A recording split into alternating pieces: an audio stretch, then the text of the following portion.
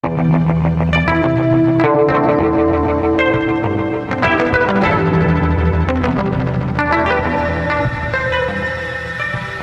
tahun 1971, Yankee Go Home atau pasukan Amerika angkat kaki menjadi fenomena epik, di mana pemandangan yang terakhir adalah sebuah helikopter terbang membawa dubes Amerika meninggalkan Saigon. Amerika kalah perang dengan Vietnam. Amerika membela Vietnam Selatan, Vietnam Utara yang komunis menang pada akhirnya. Kemarin kejadian berulang lagi di Afghanistan. Sebuah helikopter terbang di atas American Embassy membawa dubes Amerika keluar Kabul. Yankee Go Home. Taliban yang beraliran khilafah menang. Amerika kalah perang lagi.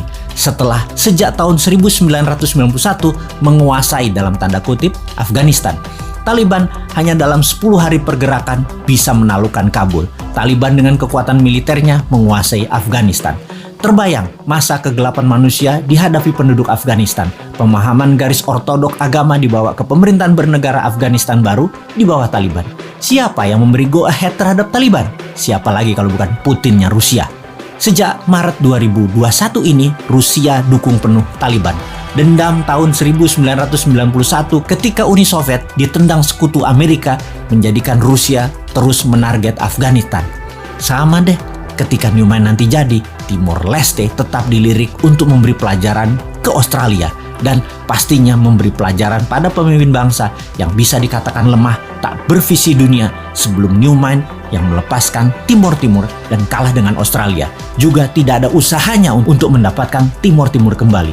Cara Newman nanti jauh lebih elegan dalam mengambil Timor Timur. Kita bangun Timor Timur dengan printing money, dengan produksi-produksi Indonesia seperti di kawasan Kek, yang lalu finish produknya kita bangun jalanan, mall, kantor, pusat belanja, jembatan, 1 juta rumah di Timor Timur. Anggap saja Timor Timur itu salah satu Kek atau kawasan ekonomi khusus Indonesia. Pasti panji negara merah putih berdiri lagi di sana. Rusia ambil Crimea, Rusia dukung Taliban, Indonesia ambil balik Timor Leste. Kita tidak pakai alat Tiongkok yang menyedot sumber daya alam Timor Leste. Timor dibangun layaknya provinsi di Indonesia, layaknya kawasan ekonomi khusus di Indonesia. Nanti ada referendum di sana, mau integrasi kembali dengan Indonesia atau menjadi wilayah khusus seperti Guam di bawah Amerika, atau seperti Puerto Rico di bawah Amerika, atau seperti City of London di bawah Union Jack, seperti City of Vatican di bawah Italia. Apapun itu, bendera merah putih dan rupiah serta emas, transaksinya berlaku di sana. Transaksi emas, ya. Sejak tahun 2025 nanti, ketika genap 1 tahun Newman menjabat, maka emas bisa dipakai sebagai alat tukar resmi. Sekarang belum siap. Anda transaksi nanti tidak perlu lagi pakai rupiah, tukarkan dengan gramasi emas. Ditarget dalam 3 tahun, 70% transaksi di Indonesia pakai emas, karena di 30 kawasan ekonomi khusus, termasuk Timor Leste, emas dipakai sebagai alat transaksi, transfer ke sesama tabungan rekening emas.